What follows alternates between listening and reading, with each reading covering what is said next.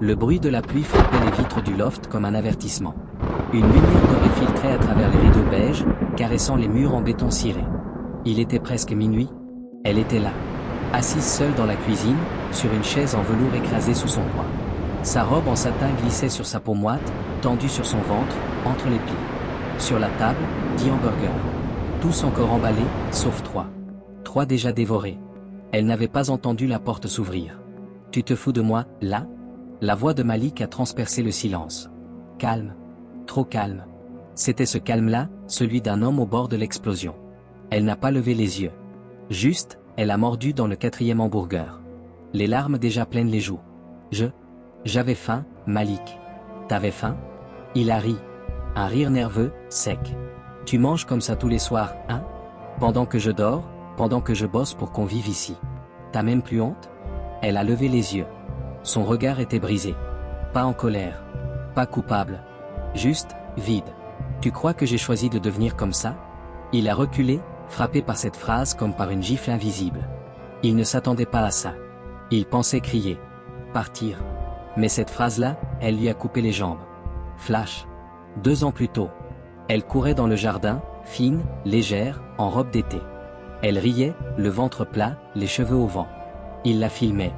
Il criait « T'es magnifique » pendant qu'elle dansait sous le soleil. Retour à la réalité. Elle est énorme. Il n'arrive plus à la toucher. Même quand il veut. Même quand il essaie. Tu veux qu'on en parle? A-t-elle murmuré. Des 3 fausses couches? Des médicaments? De ce que t'as jamais osé dire? Son visage s'est figé. Il ne respirait plus. Tu veux qu'on parle de ce jour où t'as dit à ta mère, je sais pas combien de temps je vais tenir, elle a triplé de poids? Tu veux que je te ressorte les mots exacts? Il a blêmi. Il pensait qu'elle n'avait pas entendu. C'était au téléphone. Dans la voiture. Il croyait qu'elle dormait. Tu m'espionnais? Non. J'existais. Elle s'est levée. Lentement. Le fauteuil a gémi sous son corps. Elle a marché jusqu'à lui, de tout son poids, le regard planté dans le sien. Tu crois que t'as mal, Malik? Tu crois que toi t'as perdu quelque chose? Moi j'ai perdu un bébé. 3 fois. Et j'ai perdu mon corps. Et toi? Une larme a coulé sur sa joue. Lui, il ne bougeait plus. Paralysé. Et puis, elle a éclaté de rire. Un rire dérangeant. Trop fort. Trop sincère. Et tu veux savoir le pire? Elle s'est penchée, son visage presque collé au sien. Même dans ce corps-là, j'ai envie de toi. Et toi, t'as même plus le courage de me regarder nu. Il a baissé les yeux. Je te regarde, Fatou. Je te regarde, mais je vois plus la femme que j'ai épousée. Elle a reculé. Cette fois, elle a vraiment craqué. Elle a hurlé. Un cri rauque, venu de ses tripes. Elle a renversé la table. Les hamburgers ont volé. L'huile a éclaboussé le sol. Des morceaux de pain ont atterri dans l'évier. Je suis encore là, bordel. Il n'y avait plus de bruit. Plus de mots. Juste le halètement de Fatou, debout, tremblante, au milieu des débris de nourriture. La cuisine n'avait jamais été aussi silencieuse. Même le frigo s'était arrêté de bourdonner, comme s'il refusait de participer à cette scène. Malik l'a regardé. Longuement. Pour la première fois depuis des mois, il n'a pas vu les rondeurs. Il a vu la colère. La détresse. Le désespoir nu. Tu veux que je parte? Sa voix était plus douce. Plus basse. Fatou a détourné les yeux. Elle respirait fort. Sa poitrine montait et descendait comme une mer agitée. Sa robe en satin collait à sa peau, trempée de sueur. Je veux juste que tu me touches sans me juger. Une fois. Juste une fois. Elle s'est effondrée sur le carrelage, les genoux craquant sous son poids. Ses bras ont encerclé son ventre, comme pour le cacher. Comme pour l'effacer. Malik a avancé. 1 pas. 2. Il s'est accroupi. Lentement. Son torse musclé s'est penché vers elle, mais ses bras sont restés figés. Il avait peur. Pas d'elle. Pas de son poids. De lui.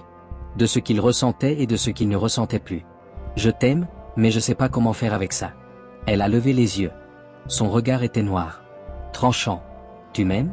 Ou tu regrettes de m'avoir laissé tomber pendant que je me noyais, Malik? Silence. T'étais où pendant mes crises d'angoisse? Quand je pleurais dans le placard avec des chips à la main, tu faisais des pompes dans le salon. T'es devenu plus beau au moment où je devenais méconnaissable.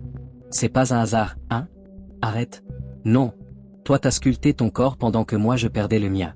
Chaque abdo que t'as gagné, c'était une couche de plus que je devais cacher. Elle s'est remise debout, s'accrochant au plan de travail, le regard dur. Tu veux m'aimer? Alors aime-moi maintenant. Pas dans mes souvenirs. Pas dans mes photos Instagram d'avant. Il n'a pas répondu. Elle a fait un pas vers lui. Regarde-moi, Malik. Est-ce que tu me désires encore? Oui ou non? Ses yeux l'ont balayé. Son ventre tendu. Ses bras lourds. Ses cuisses épaisses. Mais aussi, son courage. Sa franchise. Son feu. Je sais plus? Et ce je sais plus a détruit quelque chose. Un silence lourd a envahi la pièce. Mais un silence lucide. Elle a souri. Un sourire amer. Merci. C'est honnête. Tard, mais honnête. Elle a tourné les talons, marché jusqu'à la chambre. Ses pas faisaient vibrer le sol. Avant de disparaître dans le couloir, elle s'est arrêtée. Et toi? Si ton corps disparaissait demain, t'aurais encore quelque chose à offrir? Elle a claqué la porte. Et Malik est resté là, debout au milieu des hamburgers écrasés, des miettes de leur amour par terre. Minuit passé. La maison semblait respirer. Comme un corps blessé. Malik est resté seul, debout dans la cuisine. Il n'avait pas bougé. Pas ramassé. Pas nettoyé. Son regard était perdu sur une frite froide, coincée entre deux carreaux. Il ne comprenait pas comment il en était arrivé là. Comment cette femme, qui faisait battre son cœur rien qu'en marchant, était devenue une étrangère qu'il n'osait plus toucher. Mais il savait une chose, il n'était pas une victime. Il avait regardé. Il avait laissé faire. Il a marché jusqu'à la chambre. Devant la porte, il a hésité. Il a levé la main. L'a posée sur la poignée. Et là, il l'a entendue. Elle pleurait. Mais ce n'étaient pas des larmes bruyantes. C'étaient des sanglots étouffés. Des larmes qu'on avale pour ne pas réveiller l'autre. Des larmes de fatigue. Pas de colère. De vide. Il est entré sans frapper. Elle était assise au pied du lit. Sa robe satinée roulait jusqu'aux genoux. Son foulard tombé. Ses cheveux en bataille. Elle tenait une photo dans les mains. Une photo d'eux deux. Avant. Il s'est accroupi devant elle. Elle n'a pas levé la tête. Mais elle a parlé. Tu sais ce que ça fait, d'avoir honte de respirer trop fort quand t'es avec l'homme que t'aimes? Tu sais ce que ça fait, de prier pour qu'il te regarde, même une seconde, comme avant? Elle a levé les yeux. Tu sais ce que ça fait, Malik, d'avoir l'impression que ton corps est devenu une punition? Il a tendu la main. Elle a hésité. Puis elle l'a prise. J'ai échoué, Fatou. Pas en tant que mari. En tant qu'homme. Je t'ai regardé t'éteindre. Et j'ai continué à briller à côté. J'ai cru que c'était de ta faute. Un silence. Mais j'ai jamais cessé de t'aimer. Et ça, c'est peut-être la pire partie. Elle a souri. Un vrai sourire. Fatigué. Mais vrai. Alors aime-moi en grand. Pas en cachette. Pas en espérant que je redevienne celle d'avant. Parce que je vais peut-être changer, ou peut-être pas. Mais je suis encore là. Je suis vivante, Malik. Il l'a serrée dans ses bras. Fort. Pour la première fois depuis longtemps. Pas pour la réparer. Juste pour la garder. Leur peau se touchait. Deux corps opposés. Deux réalités contraires. Mais à cet instant précis, ils respiraient ensemble. Le lendemain matin, la lumière du jour s'est glissée dans la chambre comme une vérité lente. Fatou dormait encore, roulé sur le côté, son souffle lourd mais paisible. Malik était réveillé. Allongé à côté d'elle, les yeux ouverts, fixés au plafond. Il ne bougeait pas. Il pensait. Pas à hier. Pas aux cris. Pas aux larmes. Il pensait à ce qu'il fallait faire maintenant. Il s'est levé doucement, sans bruit, et il est allé dans la cuisine. Il a tout nettoyé. Chaque tache, chaque trace de gras, chaque miette oubliée. Il a refermé les emballages encore plats. Il a vidé les poubelles. Il a ouvert les fenêtres. Puis il a sorti 2 assiettes. Sur la table, des œufs, de l'avocat, du pain complet grillé, aux 2 verres d'eau. Rien de spectaculaire. Juste, réel. Quand Fatou est entrée, pieds nus, les yeux bouffis, elle s'est arrêtée net. Elle l'a regardé. C'est pas mon genre de petit-déj, ça. Il a souri. Je sais. Mais on peut changer de goût? À 2? Si tu veux. Elle s'est assise. Lentement. Tu penses que ça va suffire? Non. Rien ne suffit tout seul. Mais c'est un début. Elle a regardé l'assiette, puis lui. T'as peur que je rechute? Ouais. Moi aussi. Ils ont mangé en silence. Mais c'était un silence plein de place. Pas un silence qui étouffe. Un silence qui dit, on va essayer. Et en partant travailler, il l'a embrassée sur le front. Elle est restée seule dans la cuisine, la bouche tremblante, mais le cœur un peu moins lourd. Pas parce qu'il l'avait sauvée. Mais parce qu'enfin, il essayait de marcher avec elle, pas devant elle. Le frigo était presque vide. Fatou tournait lentement dans la cuisine, pieds nus sur le carrelage froid, ses doigts glissant distraitement sur les poignées dorées. Il était 22h17. Le silence pesait plus que d'habitude. Sur la table, un bol de salade entamé. 2 cuillères. Mais Malik n'était pas rentré. Elle a regardé l'heure une deuxième fois. Puis une troisième. Elle a respiré profondément. Puis elle a craqué. Elle a ouvert une appli de livraison. Ses yeux ont glissé sur les photos, tacos dégoulinants, ailes de poulet épicées, burger double, dessert crémeux. Son doigt tremblait au-dessus du bouton commander. Et là, le téléphone a vibré. Malik, je suis en bas. J'ai pris à manger. Laisse-moi t'aider, même quand c'est dur. Elle a figé. Pas par surprise. Mais parce que c'est exactement à ce moment-là qu'elle aurait chuté. Juste avant. Il avait senti. Il savait. Elle a éteint l'écran.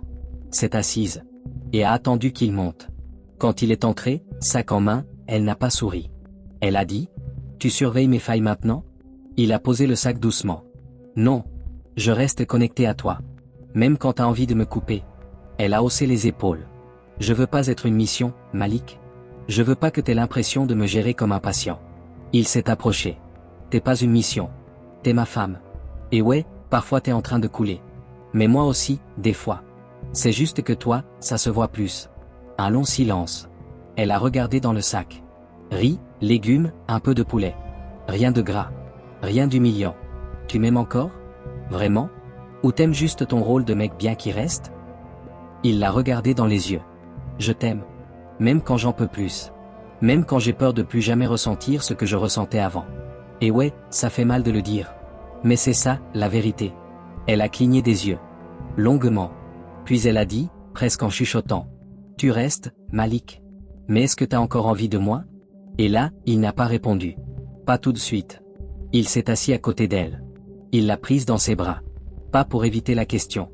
Juste pour qu'elle sache que parfois, l'envie, c'est pas la priorité. C'est la guerre qu'on mène ensemble, contre tout ce qui essaie de les séparer.